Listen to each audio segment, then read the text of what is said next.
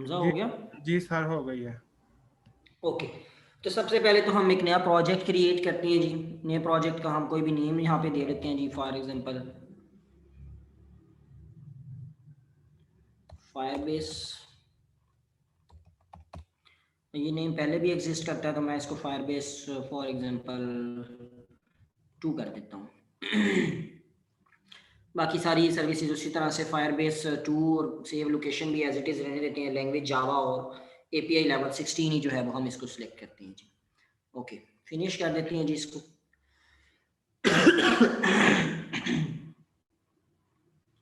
Okay जी, finish हो गया ये हमारा प्रोजेक्ट। अब चलते हैं जी firebase.google.com पे चलते हैं जी। तो मैं सिंपली क्या कर रहा हूँ, firebase.google.com एंटर किया जी। हम साथ साथ जो है वो डॉक्यूमेंटेशन को देख रहे होंगे कि किस तरह से हम जो है वो अपने प्रोजेक्ट को लिंक कर सकते हैं अपने फायरबेस के साथ। ओके, डॉक्यूमेंटेशन में चले जाएं जी, और डॉक्यूमेंटेशन में डिफरेंट टाइप की डॉक्यूमेंटेशन है। तो यहाँ पे हमने सिर्फ एंड्रॉयड के को स्टडी करना है, तो गेट स्टार्टेड फॉर एंड्रॉयड कर लें जी।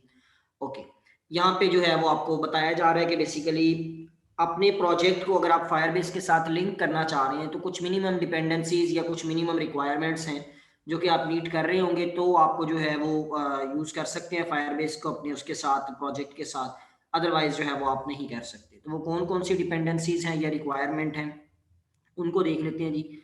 सबसे एपीआई लेवल 16, अभी जो हमने प्रोजेक्ट सिलेक्ट किया है, क्रिएट किया है, उसके अंदर भी उसने हमसे एपीआई लेवल जो है वो पूछा था, तो हमने जो है वो एपीआई लेवल 16 ही जो है वो सिलेक्ट किया हुआ था। अगर आप फायरबेस को यूज़ करना चाह रहे हैं और आपका प्रोजेक्ट जो है वो एपीआई लेवल 16 से बिलो लेवल का है, तो आप अपने प्रोजेक्ट के अंदर फायरबेस को यूज़ नहीं कर सकते। फायरबेस जस्ट आपको एपीआई लेवल 16 या इससे ऊपर वाले जितने एपीआई लेवल्स होंगे उनके साथ जो है वो फंक्शनैलिटी प्रोवाइड करता है, अदरवाइज आप यूज़ नहीं कर सकते। उसके बाद ग्रेडल का 4.1 या लेटर वर्जन अगर आप यूज़ कर रहे हैं तो भी आप फायरबेस को अपने प्रोजेक्ट के अंदर जो है वो यूज़ कर सकते हैं। इसी तरह से जेट पैक अगर आप यूज़ कर रहे हैं तो उससे रिलेटेड ये कुछ फंक्शनैलिटीज़ हैं कि बिल्ड डॉट ग्रेडल जो है वो उसका वर्जन 3.2.1 हो, और कंपाइलर एसडी के वर्जन जो है वो 28 या उससे अबव हो, तो उस केस के अंदर आप जो है वो यूज़ कर सकते हैं जेट पैक के केस के अंदर। ओके जी, इसके बाद देखते हैं कि किस तरह से हम अपने प्रोजेक्ट को लिंक कर सकते हैं। आप अगर अपने प्रोजेक्ट को लिंक करना चाह रहे हैं फायरबेस के साथ, तो उसके दो तरीकाकार हैं। एक तो तरीकाकार ये है कि आप गो टू कंसोल, यहाँ पे जो आपके पास कॉर्नर पे शो हो रहा है, इसके थ्रू भी आप लिंक कर सकते हैं अपने प्रोजेक्ट को। और दूसरा तरीकाकार ये है कि आप एंड्रॉयड स्टूडियो में जाएं तो टूल्स के अंदर भी आपके पास जो है वो ऑप्शन आ रहा होता है। टूल्स में जाएं तो यहाँ पे भी आपके पास फायरबेस का ऑप्शन आ रहा है, तो यहाँ से भी आप क्या कर सकते हैं, अपने प्रोजेक्ट के साथ जो है वो अपनी लिंक कर सकते हैं फायरबेस को। तो हम जो है वो गो टू कंसोल वाला ऑप्शन यूज करेंगे जी। सबसे पहले चलते हैं जी गो टू कंसोल।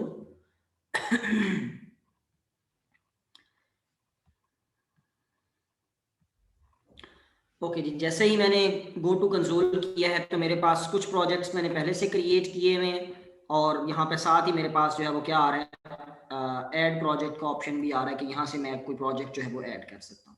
तो मुझे सिंपली क्या करना है, ऐड प्रोजेक्ट पे जाते हैं जी। यहाँ पे मुझे अपने प्रोजेक्ट का नेम स्पेसिफाई करना है। ये प्रोजेक्ट का नेम बेसिकली मेरे एंड्रॉयड स्टूडियो के प्रोजेक्ट का नेम नहीं है, ये प्रोजेक्ट का नेम जो मैं यहाँ पे प्रोजेक्ट का नेम क्रिएट कर रहा हूँ ये उसका नेम है। और ये ज़रूरी नहीं है कि आपका यहाँ पे जो नेम आप प्रोवाइड करें ये नेम वही होना चाहिए जो कि आपकी एंड्रॉयड की प्रोजेक्ट का नेम है, ये चीज़ कंपलसरी नहीं है। ये क्योंकि हम फायरबेस का प्रोजेक्ट क्रिएट कर रहे हैं, तो फायरबेस के प्रोजेक्ट के लिए आप कोई भी नेम जो है वो यहाँ पे स्पेसिफाई कर सकते हैं। तो फॉर एग्जाम्पल हम यहाँ पे लिख लेते हैं जी फायर टेस्टिंग, क्योंकि फायर बेस टेस्टिंग के नाम से मैंने पहले से ही प्रोजेक्ट्स बनाए हुए हैं।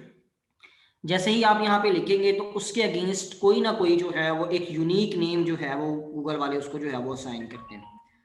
क्योंकि जस्ट अ मिनट बचे,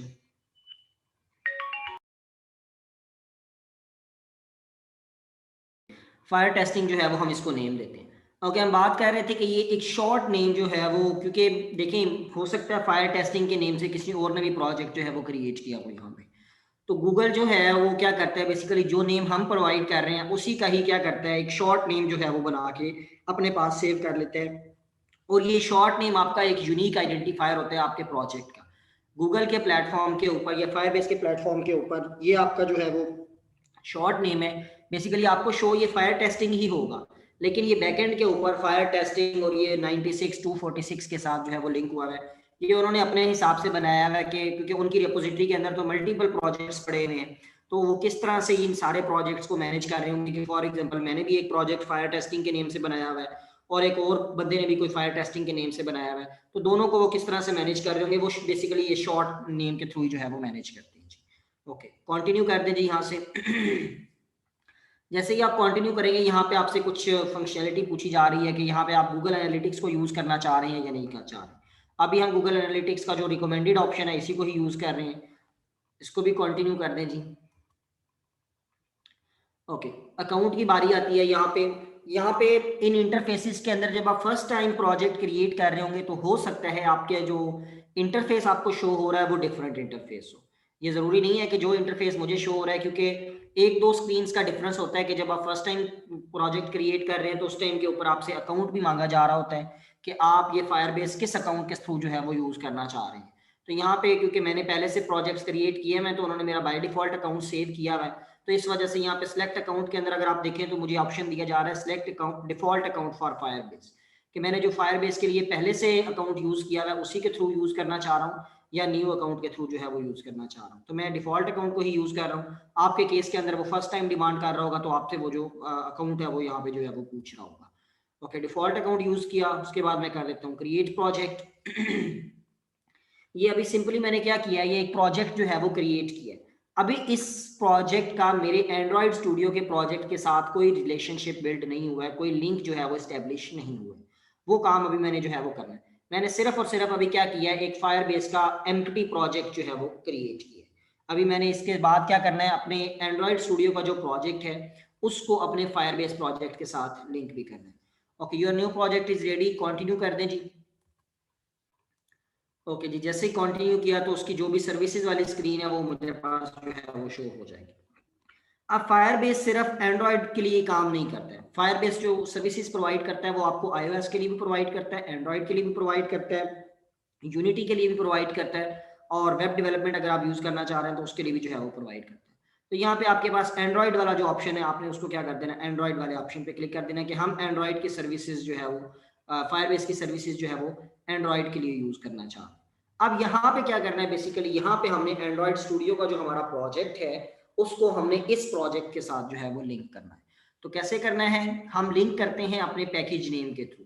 तो सिंपली आप जाएं अपने एंड्रॉइड स्टूडियो के प्रोजेक्ट के अंदर, यहाँ पे भी आपका project name sorry package name लिखा हुआ है com.example.fire, आई थिंक बी की जगह पे एन डाल गया, फायरनेस 2 जो है वो यहाँ पे लिखा हुआ है। इस अगर यहाँ से आप यूज नहीं करना चाह रहे, आप मैनिफेस्ट फाइल में जाएं, मैनिफेस्ट फाइल में भी आपके पास जो है वो इसका जो नेम है पैकेज का, ये पैकेज के हेडिंग के साथ जो है वो यहाँ पे लिखा हुआ है com.example.fireness2 जो है वो इसका नेम है। तो आप सिंपली क्या करें, यहाँ से कॉपी करें जी इसको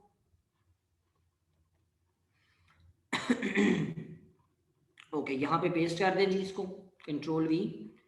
उसके बाद ऐप को अगर आप कोई निक नेम प्रोवाइड करना चाहते हैं तो वो निक नेम जो है वो आप यहाँ पे प्रोवाइड कर सकते हैं। मैं यहाँ पे कोई भी नेम प्रोवाइड नहीं करना चाह रहा क्योंकि ये ऑप्शनल है, तो आप इसको एम्प्टी जो है वो छोड़ सकते हैं। ये मैंने एम्प्टी छोड़ दिया। और उसके बाद आप क्या करें जी, साइनिंग सर्टिफिकेट SHA1 की जो है वो आपको प्रोवाइड करना होती है, कि जो आप यूज करना चाह रहे होते हैं जब आप ने कोई नोटिफिकेशन वगैरह का काम करना है या और कोई क्लाउड मैसेजिंग की सर्विसेज वगैरह यूज करनी है, तो उस केस के अंदर जो है वो एक SHA1 की जो है वो यहाँ पे यूज हो रही होती है, वो की आपने यहाँ पे प्रोवाइड करनी होती है। अब वो की आपको मिलेगी कहाँ से, आप सिंपली एंड्रॉइड स्टूडियो पे जाएं, आपको राइट कॉर्नर पे ग्रेडल का ऑप्शन नजर आ रहा है, इस ग्रेडल के ऑप्शन को ओपन करें, अपने प्रोजेक्ट को ओपन करें, ऐप को ओपन करें, टास्क सॉरी ऐप को नहीं, टास्क को ओपन करें और यहाँ से एंड्रॉइड को ओपन करें, तो सेकंड ऑप्शन आपके पास साइनिंग रिपोर्ट का एक ऑप्शन जो है वो नजर आ रहा है, इसके ऊपर आप डबल क्लिक कर दें जी। जैसे ही आप डबल क्लिक करेंगे तो ये कुछ एग्जीक्यूशन परफॉर्म करेगा और SHA1 की और भी डिफरेंट कीज जो है वो आपको प्रोवाइड कर देगा। ये आपके पास डिफरेंट कीज जो है वो प्रोवाइड की जा रही है, MD5 है, SHA1 है, SHA256 है। तो हमने कौन से वाली की यूज करनी है, SHA1 वाली की यूज करनी है। तो आप सिंपली क्या करें, यहाँ से इस वाली की को कर लें कॉपी और यहाँ पे आके जो है वो इस की को प्रोवाइड कर दीजिए, कंट्रोल वी। ठीक हो गया जी। और इसके बाद आप क्या कर दें, रजिस्टर कर दें अपनी ऐप को जी। यहाँ तक किसी को कोई चीज़ समझ ना आई हो, कोई मसला मसाइल हो तो बताएं इंशाल्लाह।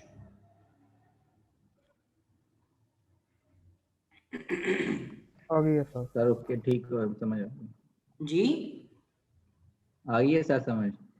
ओके, आगे मूव करते हैं जी। अब यहाँ से आपने क्या करना है, जो भी आपने सेटिंग्स वगैरह की हैं, उसने उन सेटिंग्स के अकॉर्डिंग क्या कर दिया, एक जेसन फाइल जो है वो क्रिएट की है। अब इस जेसन फाइल को आपने क्या करना है, अपने प्रोजेक्ट के अंदर जो है वो इम्प्लीमेंट करना है और इसको वहां पे जो है वो प्लेस करना है। तो आप सिंपली क्या करें, इस गूगल सर्विसेज डॉट जेसन की फाइल को डाउनलोड करें जी। मैं इसी की लोकेशन पे चला जाता हूँ जी, शो इन फोल्डर, और इसको कॉपी कर लें जी यहाँ से। और कॉपी करने के बाद आप जाएं जी अपने एंड्रॉयड स्टूडियो के अंदर, और एंड्रॉयड स्टूडियो के अंदर जाने के बाद आप क्या करें जी, यहाँ से अपनी डायरेक्टरी लेवल एंड्रॉयड से प्रोजेक्ट लेवल के ऊपर शिफ्ट करें और यहाँ से अपने प्रोजेक्ट को ओपन करें। ये आपका ऐप हाईलाइटेड फॉर्म के अंदर यहाँ पे नजर आ रहा है। आप इसके ऊपर राइट क्लिक करके क्या कर दें, उस फाइल को यहाँ पे पेस्ट कर दें। पेस्ट करेंगे तो आपसे वो नेम पूछेगा कि क्या आप इसी नेम से इस फाइल को सेव करना चाह रहे हैं। तो मैं ये जो 2 इसके अगेंस्ट आ रहा है, इसको जो है वो यहाँ से रिमूव कर देता हूँ, गूगल सर्विसेज डॉट जेसन जो है वो इसको कर देता हूँ। ओके ओके किया तो उसने क्या कर दिया, वो वाली फाइल यहाँ पे जो है वो पेस्ट कर दी हुई है। ठीक हो गया जी, यहाँ तक कोई प्रॉब्लम किसी को?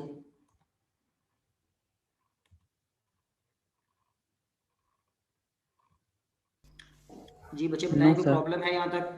हाँ सर। ओके, इसके बाद आपको क्या करना है, आपने कोई भी फंक्शनैलिटी अगर आप इन्हें यूज करनी है तो उस केस के अंदर आपको क्या करना पड़ता है, कोई ना कोई डिपेंडेंसीज जो है वो ऐड करनी पड़ती हैं, डाउनलोड भी करनी पड़ती हैं और उसको इंस्टॉल भी करना पड़ता है। तो आप यहाँ से कंटिन्यू टू कंसोल करें फिलहाल तो। और ये बाकी जो डिपेंडेंसीज हैं, क्योंकि हमने गूगल सर्विसेज की फाइल जो है वो इंपोर्ट कर दी हुई है, तो अब आप क्या कर सकते हैं, अपने एंड्रॉयड स्टूडियो के साथ जो है वो के थ्रू भी इसको जो है वो डील कर सकते हैं। तो मैं बाकी वाला काम जो है वो एंड्रॉयड स्टूडियो के थ्रू ही करूंगा जी। एंड्रॉयड स्टूडियो पे जाएं, टूल्स के ऑप्शन में जाएं, यहाँ पे आपके पास फायरबेस का ऑप्शन शो हो रहा है। फायरबेस पे क्लिक करें तो आपके पास फायरबेस असिस्टेंट यहाँ पे शो हो जाएगा। अब गूगल की जो फायरबेस जो है वो जो भी सर्विसेज प्रोवाइड करता है, उसके अगेंस्ट यहाँ पे उन्होंने जो है वो बताया हुआ है कि आप कौन सी सर्विसेज यूज करना चाह रहे हैं। तो जैसे ही आप उसके ऊपर क्लिक करेंगे तो ऑटोमेटिकली वो क्या कर देगा, उसकी जो भी डिपेंडेंसीज होंगी वो डिपेंडेंसीज क्या कर देगा, इंस्टॉल कर देगा, डाउनलोड जो है वो भी कर देगा। हम फॉर एग्जांपल यहाँ से देखिए, एनालिटिक्स की सर्विस प्रोवाइड करता है, क्लाउड मैसेजिंग की सर्विसेज होती हैं, ऑथेंटिकेशन है, रियल टाइम स्टोरेज है, रियल टाइम डेटाबेसेस की सर्विसेज हैं, स्टोरेज है, रिमोट कॉन्फ़िगरेशन अगर आप करना चाह रहे हैं तो हम सिंपल सर्विसेज यूज करेंगे। लाइक फॉर एग्जांपल हम सबसे पहले तो ऑथेंटिकेशन को यूज करना चाह रहे हैं, ऑथेंटिकेशन पे क्लिक किया, ईमेल एंड पासवर्ड ऑथेंटिकेशन। अब सबसे पहले हमें क्या करना है, अपने प्रोजेक्ट को कनेक्ट करना है फायरबेस के साथ, तो कनेक्ट टू फायरबेस पे क्लिक कर दें जी। तो ये अब इसके थ्रू क्या होगा कि उस फायरबेस के साथ कनेक्शन की जो भी आपकी जो है वो डिपेंडेंसीज रिक्वायर्ड होंगी, वो डिपेंडेंसीज क्या कर देगा, वो इंस्टॉल कर देगा। इसके बाद इसको सिंक कर दें जी। तो ये नीचे देखिए आपके पास ये रनिंग के अंदर शो भी हो रहा है कि बेसिकली कनेक्ट कर रहा है आपके एप्लीकेशन को या प्रोजेक्ट को आपके फायरबेस के अकाउंट के साथ। ओके जी, आपका फायरबेस जो है वो आपका प्रोजेक्ट जो है वो अपनी फायरबेस के साथ कनेक्ट हो गया है। इसके बाद आपने क्या करना है, अगर ऑथेंटिकेशन की सर्विस यूज करना चाह रहे हैं तो ऑथेंटिकेशन की सर्विसेज को भी यहाँ से एनेबल कर दें। एक्सेप्ट चेंजेस करेंगे तो वो उसकी सर्विसेज को भी यहाँ पे जो है वो जो भी डिपेंडेंसीज उसकी रिक्वायर्ड होंगी वो डिपेंडेंसीज यहाँ पे इंस्टॉल कर देगा जी।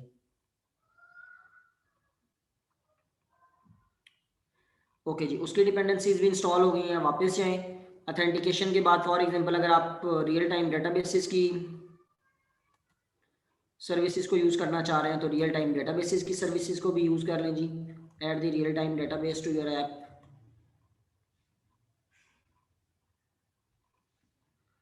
ओके जी, ये भी हो गई, ये कंप्लीट। वापस जाए, इसी तरह अगर आप स्टोरेज को यूज करना चाह रहे हैं तो स्टोरेज को भी कर दें जी यहाँ से। Accept changes. सर इन सब में फर्क क्या है? किसके अंदर? मैं बताता हूँ। ऑथेंटिकेशन का पर्पस ये है बेसिकली कि आप लॉगिन करना होता है, तो लॉगिन के केस के अंदर आप बेसिकली करते क्या हैं, आप ये चेक करते हैं कि रजिस्ट्रेशन के वक्त यूजर ने जो डाटा प्रोवाइड किया था, क्या वही डाटा यूजर जो है वो उस टाइम के ऊपर प्रोवाइड कर रहा है जब लॉगिन कर रहा है, या कोई और डिफरेंट डाटा प्रोवाइड कर रहा है। ऐसा ही होता है ना जी तो इसके लिए फायरबेस ने बिल्ट इन जो है वो आपको एक मेथड प्रोवाइड किया है, sign in with email and password. तो वो बेसिकली क्या है कि वो ऑथेंटिकेशन आप परफॉर्म कर रहे हैं। तो उस केस के अंदर आपको मैनुअली ये चेक नहीं करना पड़ता कि मैंने पहले डेटाबेस के अंदर जो चीजें स्टोर करवाई है और यूजर जो अब मुझे प्रोवाइड कर रहा है वो सेम है या नहीं।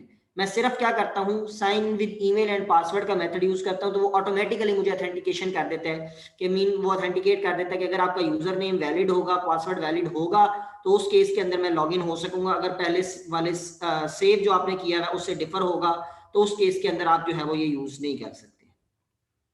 ऑथेंटिकेशन समझ आ गई? Sir authentication. ओके, दूसरी चीज हमने क्या किया, real time databases. Real time databases का मतलब है कि अगर आप टेबुलर फॉर्म के अंदर अपना डाटा स्टोर करना चाह रहे हैं, तो उसके लिए अभी आप जो है वो टेबुलर का जो स्ट्रक्चर है वो भी आपको जो है वो फायरबेस प्रोवाइड करता है। तो रियल टाइम डेटाबेसेस लाइक आप एसक्यूएल के अंदर, माई एसक्यूएल के अंदर डाटा स्टोर करते हैं, तो टेबुलर फॉर्म के अंदर करते हैं ना, रिलेशनल डेटाबेसेस बेसिकली। तो वहां पे भी आप जो है वो फायरबेस भी जो है वो आपको रिलेशनल डेटाबेसेस या रियल टाइम डेटाबेसेस का जो कॉन्सेप्ट है वो प्रोवाइड करते हैं आपको। क्लियर है? Yes sir. Yes sir. और थर्ड थिंग हमने ऐड किया स्टोरेज वाली सर्विस। स्टोरेज मीन कि आप अगर कोई फॉर एग्जांपल फाइल अपलोड करना चाह रहे हैं, या यूजर से कोई फाइल अपलोड करवाना चाह रहे हैं, या खुद से अपलोड करके यूजर को ये फंक्शनैलिटी देना चाह रहे हैं कि यूजर किसी फाइल को आपकी एप्लीकेशन के थ्रू डाउनलोड कर सके, तो उस केस के अंदर जो है वो आपको स्टोरेज का एरिया भी रिक्वायर्ड होता है जहाँ पे अपनी फाइल्स को आप प्लेस करते हैं। तो उस केस के लिए भी फायरबेस जो है वो फंक्शनैलिटी प्रोवाइड करता है। तो उस केस के लिए हमने क्या किया, स्टोरेज को यहाँ पे यूज कर लिया। क्लियर है? जी सर। इसी तरह से कोई भी फंक्शनैलिटी अगर आपने यूज करनी हो तो वो कर सकते हैं। लाइक यहाँ पे स्टोरेज के बाद अगर फॉर एग्जांपल हम टॉप से बात करें, एनालिटिक्स की है, क्लाउड मैसेजिंग है, डायनेमिक लिंक्स है, इंडेक्सिंग वगैरह अगर आप करना चाह रहे हैं तो वो भी कर सकते हैं। जस्ट अ मिनट बचे हम लोग। सर वो फायरबेस को अटैच किया था, स्टोरेज का आपने बताया था कि स्टोरेज को यूज करते हैं। अच्छा, बाकी डायनेमिक लिंक सर्विसेज जो कि आपको यहाँ पे नजर आ रही हैं, इन ऐप मैसेजिंग है, इनको हम यूज नहीं कर रहे हैं, तो ये भी अगर आप यूज करना चाहें तो यहाँ से इनकी जो डिपेंडेंसीज है वो भी इंस्टॉल कर सकते हैं। थोड़ी सी चेंजिंग हमने करनी है जी, ऑनलाइन जो हमने प्रोजेक्ट क्रिएट किया है इसके ऊपर। सबसे पहले आप यहाँ पे क्या करें, ऑथेंटिकेशन पे जाएं जी। ऑथेंटिकेशन को इधर से भी आपने क्रिएट करना है, गेट स्टार्टेड कर दें जी। आप ऑथेंटिकेशन को क्रिएट करना चाह रहे हैं जी, और ऑथेंटिकेशन के अंदर आपने दो मेथड्स को अनेबल करना है। अभी यहाँ पे आपके पास ऑथेंटिकेशन के डिफरेंट मेथड्स यहाँ पे शो हो रहे हैं। लाइक आप ईमेल पासवर्ड के थ्रू भी ऑथेंटिकेशन परफॉर्म कर सकते हैं, फोन के थ्रू करना चाह रहे हैं, गूगल के थ्रू करना चाह रहे हैं, फेसबुक, ये डिफरेंट ऑप्शंस हैं। इनके थ्रू अगर आप करना चाह रहे हैं तो वो भी आप यहाँ पे कर सकते हैं। तो हमें यहाँ पे दो चीजें अनेबल करनी है। हम जो काम करना चाह रहे हैं, मीन हम यहाँ पे ईमेल एंड पासवर्ड ऑथेंटिकेशन जो है वो यूज करना चाह रहे हैं, तो आप ईमेल एंड पासवर्ड वाले को अनेबल कर दें जी। और दूसरी चीज यहाँ पे ईमेल एंड पासवर्ड तो आपने अनेबल कर दिया, एक लास्ट पे आपके पास अनोनिमस का ऑप्शन है, इसको भी अनेबल कर दें। इसको अनेबल करने का मतलब ये है बेसिकली कि यहाँ पे अगर सिंपल यहीं तक आप काम करेंगे कि ईमेल एंड पासवर्ड को अनेबल करेंगे, तो आपकी कोई डमी डाटा के थ्रू अगर आप लॉगिन करना चाह रहे हैं तो वो यहाँ पे नहीं हो सकेगा। क्योंकि अभी हमने जो है वो काम करना है, तो टेस्टिंग के लिए हमें ये तो नहीं है कि मतलब एक दफा हम लॉगिन कर सकें या एक दफा रजिस्ट्रेशन कर सकें उसके बाद हमने चेक नहीं करना है। तो यहाँ पे हमने मल्टीपल टाइम क्योंकि रजिस्ट्रेशन करनी है या उसको चेक करना है, क्योंकि अपने अपने एंड के ऊपर भी चेक करना है, मुझे भी चेक करवाना है। तो यहाँ पे हम डमी डाटा के थ्रू जो है वो क्या करना चाह रहे हैं, बेसिकली रजिस्ट्रेशन करना चाह रहे हैं या अपना डाटा स्टोर करना चाह रहे हैं।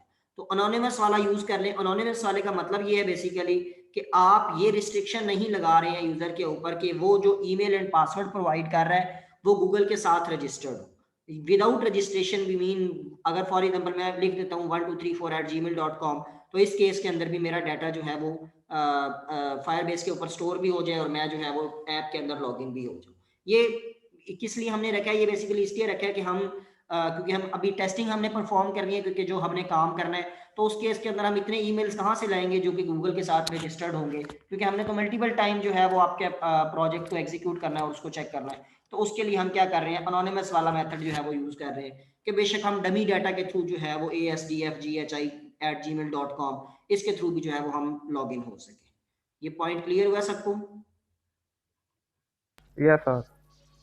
ओके, दूसरी चीज है कि आप रियल टाइम, उधर भी हमने रियल टाइम डेटाबेसेस को ऐड किया, तो यहाँ पे आप क्लाउड फायर स्टोर को भी as a real time database use कर सकते हैं और रियल टाइम डेटाबेसेस को भी यूज कर सकते हैं। क्लाउड फायर स्टोर का मुझे आइडिया नहीं है, तो मैं जो है वो यहाँ पे रियल टाइम डेटाबेसेस को ही सिलेक्ट करूंगा। रियल टाइम डेटाबेसेस पे जाएं जी यहाँ पे और क्रिएट डेटाबेस करते हैं जी। जैसे ही आप डेटाबेस को क्रिएट करेंगे, यहाँ से आपको जो है वो लोकेशन यूज करनी है कि किस लोकेशन के थ्रू के ऊपर जो है वो आपको क्रिएट करना है। तो हम सेंट्रल के ऊपर ही कर देते हैं, यूसी सेंट्रल के ऊपर। नेक्स्ट कर दें जी। और दूसरी चीज, आपने यहाँ पे इसको लॉक्ड मोड के अंदर एनेबल नहीं करना है, आपने यहाँ पे इसको टेस्ट मोड के अंदर जो है वो एनेबल करना है। ओके, एनेबल कर दें जी टेस्ट मोड के अंदर।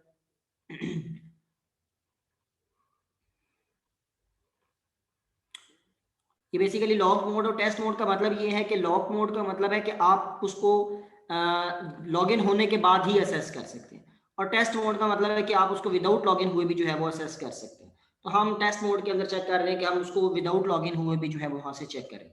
उसके बाद स्टोरेज पे चलते हैं जी। स्टोरेज पे आए जी, यहाँ पे भी आपने क्या करना है, गेट स्टार्टेड कर दें जी। उसके बाद आपको यहाँ पे क्या करना है जी, नेक्स्ट कर दें। लेस देन 1 मिनट रह गया, यहाँ से आप लोकेशन सेट कर दें, जो सिलेक्टेड है मैं उसी को कर रहा हूँ, डन कर दें।